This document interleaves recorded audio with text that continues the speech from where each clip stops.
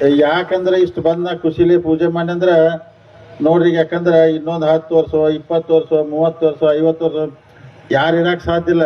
ಆದ್ರೆ ನಾವೆಲ್ಲ ಮಾಡಿದಂಥ ಕೆಲಸ ನೆನಪು ಉಳಿತೈತೆ. ಯಾಕಂದ್ರೆ ಈ ಬ್ರಿಡ್ಜು ಇಲ್ಲಪ್ಪ ಜಾರಕಿಹೊಳಿ ಸಹೋದರೆಲ್ಲ ಕೂಡಿ ಈ ಬ್ರಿಡ್ಜ್ ನಿರ್ಮಾಣ ಮಾಡಿ ಅಂತೇಳಿ ಇನ್ನು 100 ವರ್ಷ ನಂತರ ಮಂದಿ ಮಾತಾಡ್ತಾರೆ. ಇಲ್ಲ, ಅವಾಗ 64ದಾಗ ಇದಾಗಿತ್ತು, ಅದು ಬ್ರಿಟಿಷ್ ಕಾಲ ಆಗಿತ್ತು. ಇದೆಲ್ಲ ಜಾರಕಿಹೊಳಿ ಸಹೋದರು ಕೂಡಿ ಇವು ದೊಡ್ಡ ಬ್ರಿಡ್ಜ್ ನಿರ್ಮಾಣ ಮಾಡ್ರು, ಯಾರಿಗೂ ತ್ರಾಸ. ಇದನ್ನು ಇನ್ನೂ 50-100 ಜನ ಮಾತಾಡ್ತಾರಲ್ಲ, ಹಂಗೆ ಮಾತಾಡುವಂಥ ನೆನಪಿರುವಂಥ ಕೆಲಸನ ಈಗೆಲ್ಲ ಸನ್ಮಾನ್ಯ ಸತೀಶ್ ಜಾರಕಿಹೊಳಿ ಅವರು, ಗೋಕಾಕ್ ಶಾಸಕರಾದ ಸನ್ಮಾನ್ಯ ರಮೇಶ್ ಜಾರಕಿಹೊಳಿ ಅವರು, ನಾವು ಅಧಿಕಾರಿಗಳೆಲ್ಲ ಕೂಡಿ ಮಾಡಿದೀವಿ. ಲೋಕೋಪಯೋಗಿ ಸಚಿವ ಸತೀಶ್ ಜಾರಕಿಹೊಳಿ ಅವರ ಪ್ರಾಮಾಣಿಕ ಪ್ರಯತ್ನದಿಂದ ಲೋಳಸೂರು ಹೊಸ ಸೇತುವೆ ನಿರ್ಮಾಣಕ್ಕೆ 30.21 ಕೋಟಿ ರೂಪಾಯಿ ಅನುದಾನವು ಬಿಡುಗಡೆಯಾಗಿದ್ದು 1.5 ವರ್ಷದೊಳಗೆ ಕಾಮಗಾರಿಯು ಮುಗಿಯಲಿದೆ ಎಂದು ಆರಬಾವಿ ಶಾಸಕ ಮತ್ತು ಬೈಮೂಲ್ಯ ಅಧ್ಯಕ್ಷ ಬಾಲಚಂದ್ರ ಜಾರಕಿಹೊಳಿ ಅವರು ಹೇಳಿದರು.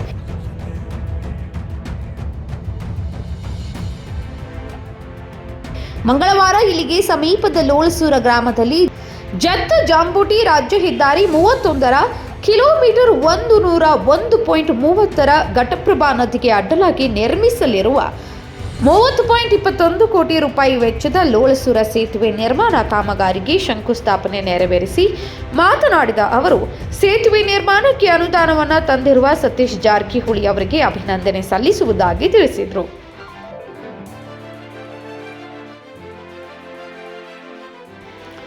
ಈ ಸೇತುವೆ ನಿರ್ಮಾಣದಿಂದ ಸಾರ್ವಜನಿಕರ ಸಂಚಾರಕ್ಕೆ ಬಹಳಷ್ಟು ಅನುಕೂಲವಾಗಲಿದೆ.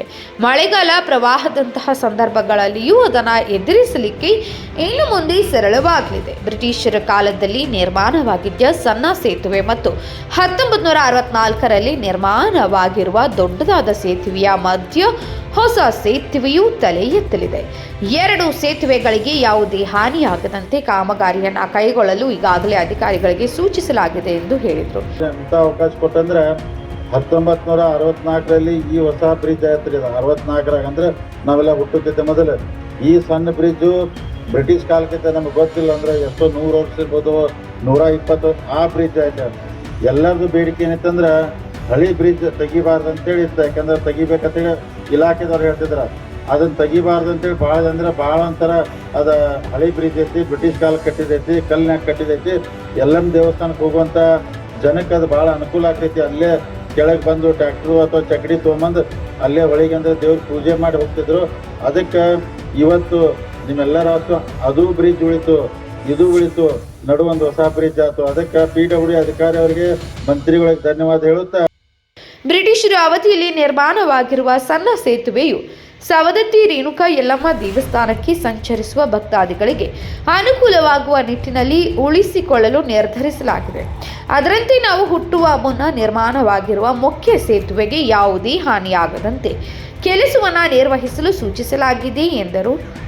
ಈ ನಿರ್ಮಾಣವಾಗಲಿರುವ ಹೊಸ ಸೇತುವೆಯು ಜನರ ಮನಸ್ಸಿನಲ್ಲಿ ಅಚ್ಚಳಿಯದೆ ಉಳಿಯಲಿದೆ. ಜಾರಕಿಹೊಳಿ ಸಹೋದರರು ಕೂಡಿಕೊಂಡು ಸೇತುವೆಯನ್ನು ನಿರ್ಮಾಣ ಮಾಡಿದ್ದರೆಂಬ ಹೆಸರು ಸಹ ಚಿರಸ್ಥಾಯಿಯಾಗಿ ಉಳಿಯಲಿದೆ. ಅಧಿಕಾರಕ್ಕಿಂತ ನಾವು ಮಾಡುವ ಕಾರ್ಯ ಅಂದಾಗ ಮಾತ್ರ ಕೆಲಸಗಳನ್ನು ಮಾಡಿರುವುದಕ್ಕೆ ಸಾರ್ಥಕವಾಗುತ್ತದೆ ಎಂದು ಶಾಸಕ ಬಾಲಚಂದ್ರ ಜಾರಕಿಹೊಳಿ ಅವರು ಹೇಳಿದರು.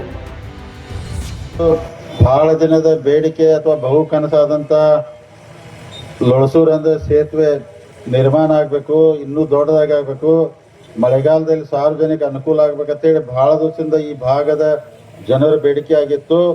ಸೊ ಯಾಕಂದ್ರೆ ನೀವೆಲ್ಲ ನೋಡ್ದಂಗೆ ಪ್ರತಿ ಸಲ ಜೂನ್ ಜುಲೈ ಆಗಸ್ಟ್ ಒಳಗೆ ಮಳೆ ಬಂತಂದ್ರೆ ನಮಗೆ ಬ್ರಿಡ್ಜ್ ಎಲ್ಲ ಕಟ್ ಆಗ್ತಿತ್ತು. ಭಾಳ ಈ ಕಡೆ ಸಾರ್ವಜನಿಕ ತೊಂದರೆ ಆಗ್ತಿತ್ತು. ಅದಕ್ಕೆ ನಿಮ್ಮೆಲ್ಲರ ಆಶೀರ್ವಾದದಿಂದ ಸುಮಾರು 2.5 ವರ್ಷದಿಂದ ಈ ನಮ್ಮ ಭಾಗದ ಸನ್ಮಾನ್ಯ ಸತೀಶ್ ಜಾರಕಿಹೊಳಿ ಅವರು ಅಂದ್ರೆ PWD ಮಂತ್ರಿಯವರು ಆದ ನಂತರ ನಮಗೊಂದು ಅವಕಾಶ ಸಿಕ್ತು. ನಾವು ಅವ್ರಿಗೆಲ್ಲರಿಗೂ ವಿನಂತಿ ಮಾಡಿದ್ವಿ, ಯಾಕಂದ್ರೆ ಈ ಬ್ರಿಡ್ಜ್ ದೊಡ್ಡದಾಗಬೇಕು, ಸಾರ್ವಜನಿಕ ಅನುಕೂಲ ಆಗ್ಬೇಕಂತೇಳಿ.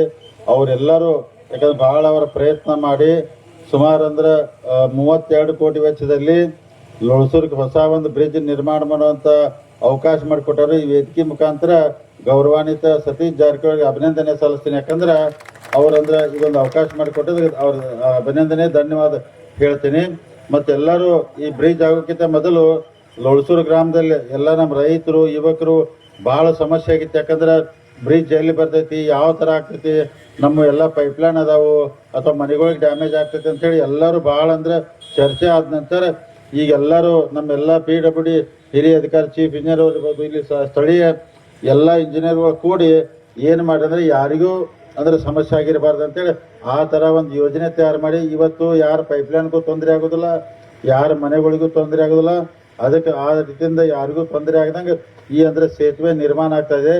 ಅದು ತಮಗೆಲ್ಲ ಗೊತ್ತಿದ್ದಂಗೆ ಇದೊಂದು ದೇವ್ರ ಎಂಥ ಅವಕಾಶ ಕೊಟ್ಟಂದ್ರೆ 1964ರಲ್ಲಿ ಈ ಹೊಸ ಬ್ರಿಡ್ಜ್ ಆಯ್ತು. ಇದು 64ರಾಗ ಅಂದ್ರೆ ನಾವೆಲ್ಲ ಹುಟ್ಟೋಕ್ಕಿಂತ ಮೊದಲು ಈ ಸಣ್ಣ ಬ್ರಿಡ್ಜು ಬ್ರಿಟಿಷ್ ಕಾಲಕ್ಕಿಂತ ನಮಗೆ ಗೊತ್ತಿಲ್ಲ ಅಂದ್ರೆ ಎಷ್ಟೋ 100 ವರ್ಷ ಇರ್ಬೋದು, 120 ಆ ಬ್ರಿಡ್ಜ್ ಆಯ್ತು.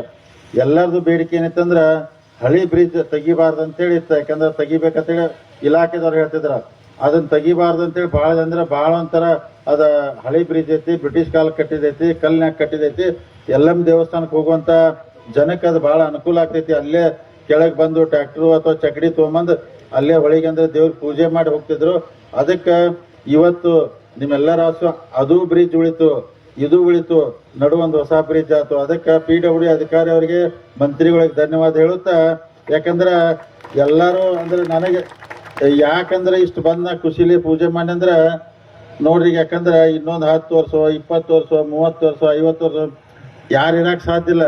ಆದ್ರೆ ನಾವೆಲ್ಲ ಮಾಡಿದಂಥ ಕೆಲಸ ನೆನಪು ಉಳಿತೈತೆ. ಯಾಕಂದ್ರೆ ಈ ಬ್ರಿಡ್ಜು ಇಲ್ಲಪ್ಪ ಜಾರಕಿಹೊಳಿ ಸಹೋದರೆಲ್ಲ ಕೂಡಿ ಈ ಬ್ರಿಡ್ಜ್ ನಿರ್ಮಾಣ ಮಾಡಿ ಅಂತೇಳಿ ಇನ್ನು 100 ವರ್ಷ ನಂತರ ಮಂದಿ ಮಾತಾಡ್ತಾರೆ. ಇಲ್ಲ ಅವಾಗ 64ದಾಗ ಇದಾಗಿತ್ತು, ಅದು ಬ್ರಿಟಿಷ್ ಕಾಲ ಆಗಿತ್ತು. ಇದೆಲ್ಲ ಜಾರಕಿಹೊಳಿ ಸಹೋದರು ಕೂಡಿ ಇವು ದೊಡ್ಡ ಬ್ರಿಡ್ಜ್ ನಿರ್ಮಾಣ ಮಾಡ್ರು, ಯಾರಿಗೂ ತ್ರಾಸ. ಇದನ್ನು ಇನ್ನೂ 50-100 ಜನ ಮಾತಾಡ್ತಾರಲ್ಲ, ಹಂಗೆ ಮಾತಾಡುವಂಥ ನೆನಪಿರುವಂಥ ಕೆಲಸನ ಈಗೆಲ್ಲ ಸನ್ಮಾನ್ಯ ಸತೀಶ್ ಜಾರಕಿಹೊಳಿ ಅವರು, ಗೋಕಾಕ್ ಶಾಸಕರಾದ ಸನ್ಮಾನ್ಯ ರಮೇಶ್ ಜಾರಕಿಹೊಳಿ ಅವರು, ನಾವು ಅಧಿಕಾರಿಗಳೆಲ್ಲ ಕೂಡಿ ಮಾಡಿದ್ದೀವಿ.